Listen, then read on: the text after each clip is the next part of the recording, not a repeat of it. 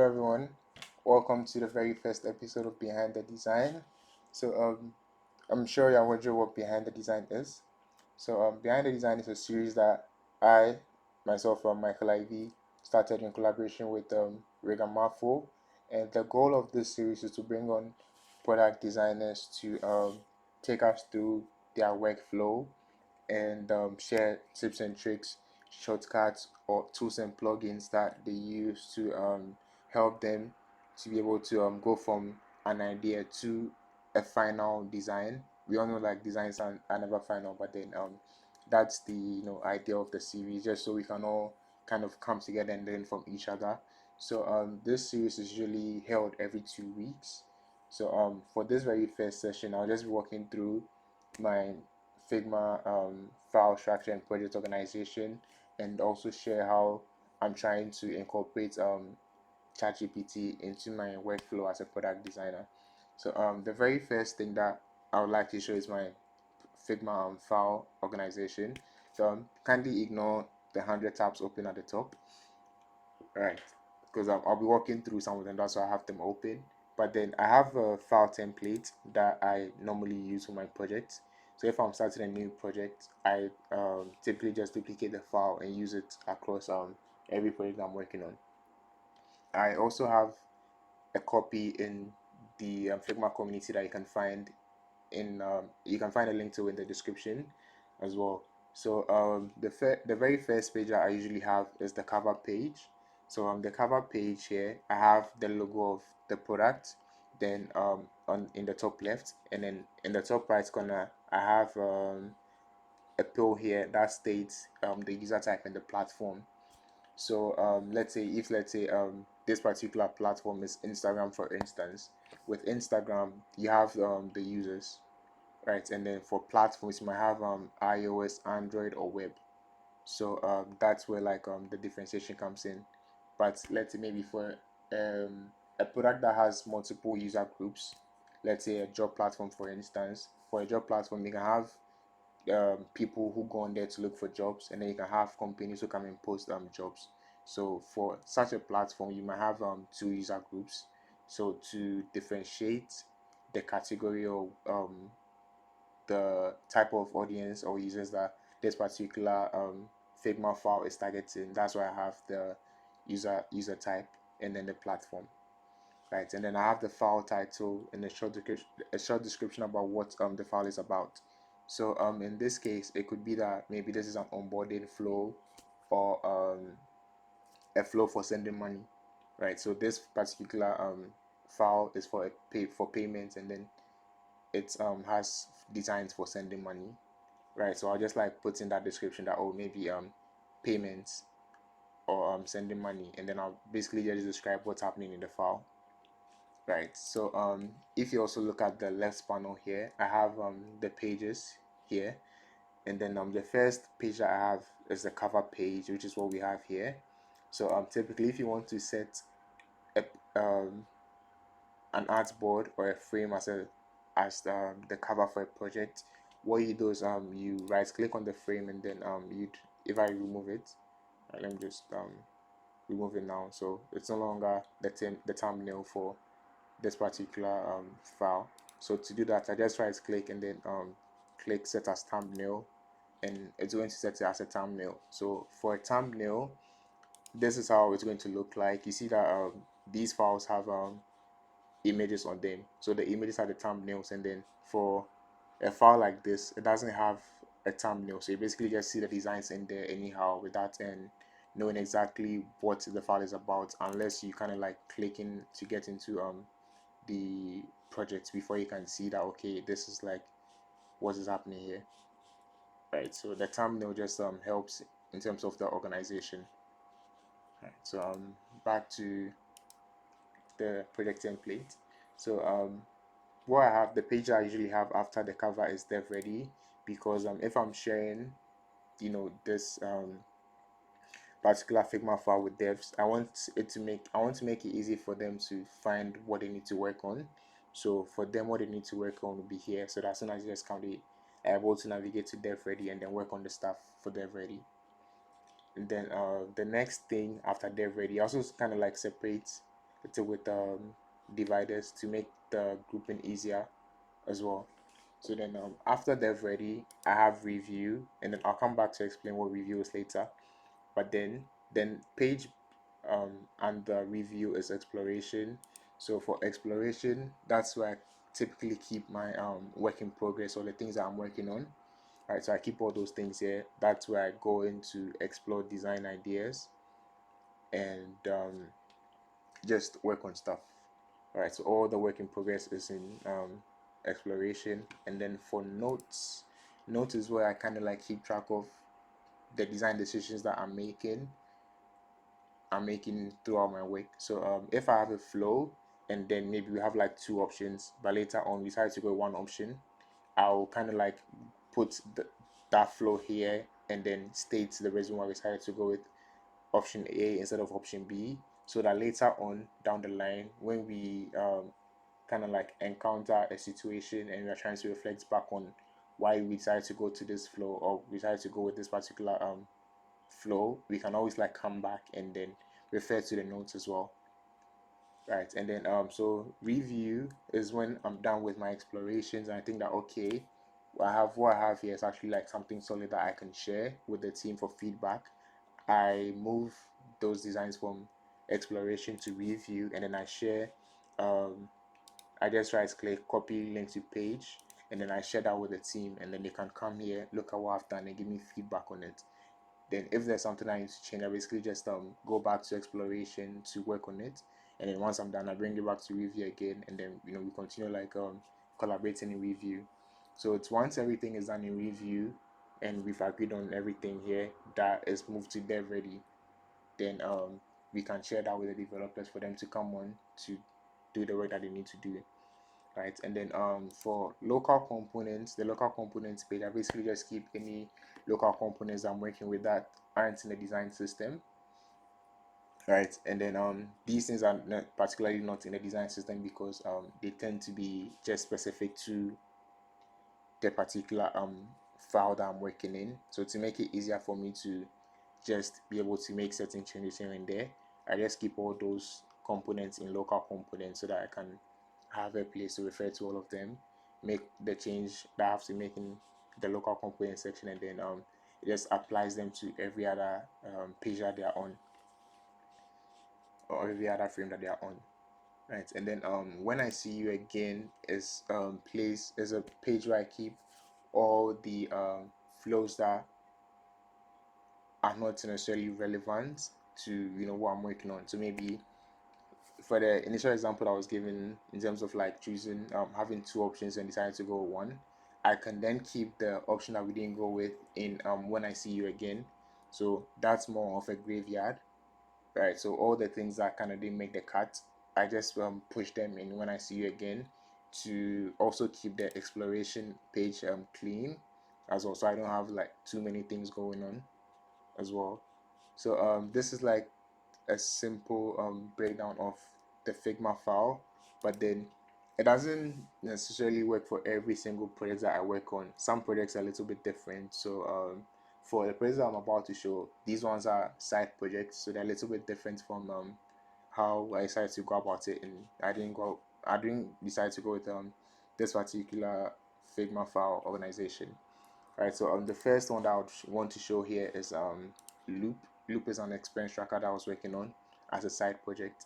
Right, and then as you can see clearly that the Figma file organization on the pages are different for the one that I showed initially. Where over here, the dev rate is actually the MVP that I decided to show the developer. So if I come here, you can see that all the sections here are actually marked dev ready for dev. So then the developer comes in here, sees these things and works on them. I decided to go with this approach because I was just like experimenting and I didn't really know exactly how I would go about the project. So I was just like playing around to see what would work for me. So for this particular project, this is what was working. Every page here is mainly like experimental, and they had different ideas and different things that were going on in there. Right. So as I'm here, I actually like to show um a trick that I just discovered recently. Right. And this one is in terms of color contrast. So if I select these two buttons here, I have two buttons. One is an orange background with black text, and then the other is a white text on the same orange background. So these two options that I have here, if I'm to run these and through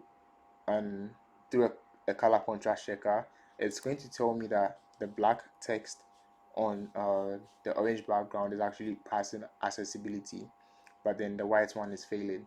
But from a visual standpoint, for me personally, I think the white text stands out more because it's seeing it, it's easy to see the white text compared to the black text, right? But to just show, I'll open the color contrast checker and then show you. So so this is the orange color that I have, and with the white text you can see that it's just passing for large text, but it's basically failing the rest of the three, right? But if I'm to move this to 0, 0, 0, 0, 0, it passes every single thing. Okay, it failed just the last one, but it passes more options the than the white text, right? So what here's what I discovered to actually help me kind of like quickly check color contrast. So I just select the elements I want to check the contrast for, and then on the layer side here I just change from pass through all the way to luminosity, which is the last option. So this one kind of helps me see visually which one works better, because it kind of like changes everything to grayscale, right? It just sticks to three colors: white, gray, and black. So over here I can see that the gray is slightly dark, right? So the black text on the dark gray doesn't stand out too well, but then the white text on the dark gray stands out much better than the black text on the dark gray. So in this case I'll decide to go with the white text instead of the black text. Personally, I haven't really like tried this in on like a production project before, and I've also not necessarily like tested the accessibility from that standpoint, so I don't really know if this is a good trick or a bad thing. But then this is just something that I wanted to show when it comes to color contrast checking, right? And then for the next project as well, that one too has like a good Figma organization. At least that one follows what I showed initially, where we have the cover here, and also ignore this cover. I hadn't like thought about anything yet, so to help me I just came up with like something for me to be able to identify it with. Then I have the dev ready side, which is currently empty. Then I have the review side, which I'm supposed to share with the team for feedback. This is also a side project, by the way, so I just like share with some people for feedback. And then the exploration is where I was basically just exploring stuff and playing around with certain ideas. And then the notes here, I just have some screenshots I grabbed. These ones aren't supposed to be here, but I put them here for a reason. Then I have local components. So these ones were actually supposed to go into a design system, but then I didn't set up a design system for it because for me this is an experimental project, so I'm just trying to like stick everything in one file, so I don't kind of like spread it everywhere.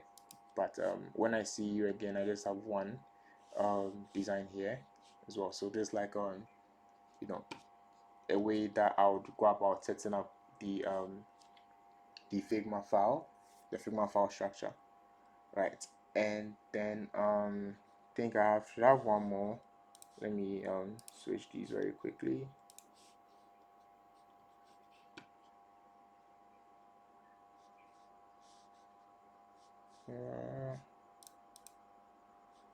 Oh, okay, yeah, this one.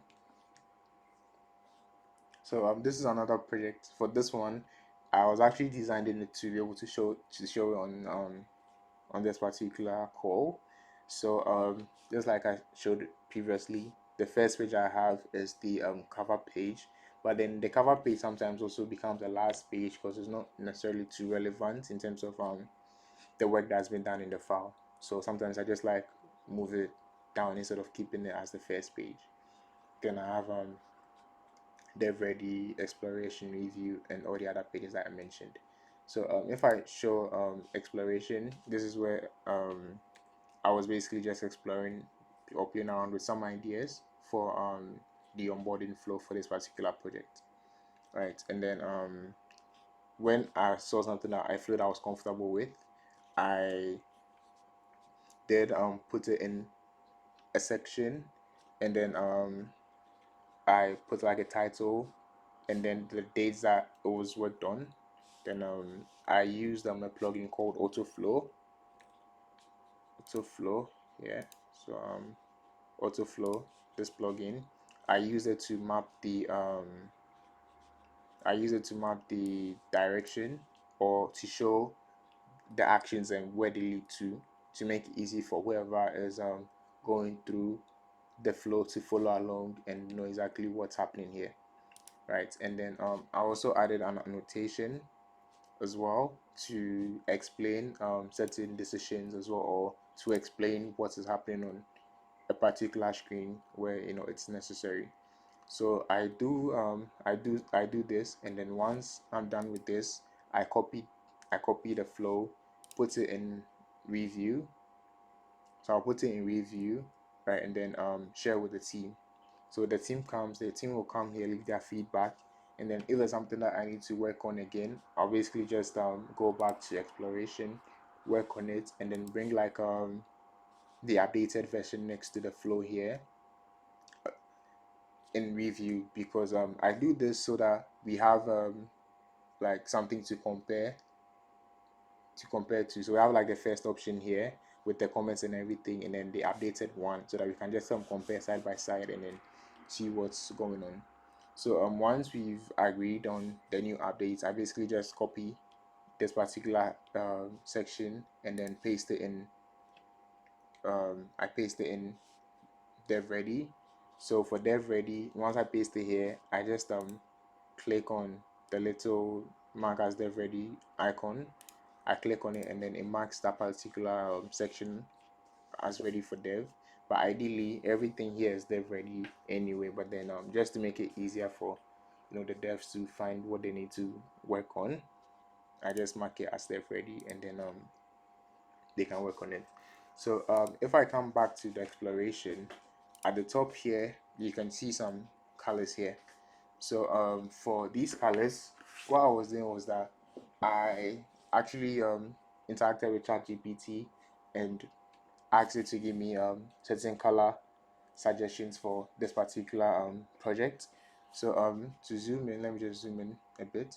So this project is Secure Vault, and it's a mobile app where people store their passwords. So it's like a keychain, right? And then so what I did was I came to ChatGPT, and then I told it that, okay, this is what I'm doing, and then I need certain brand colors.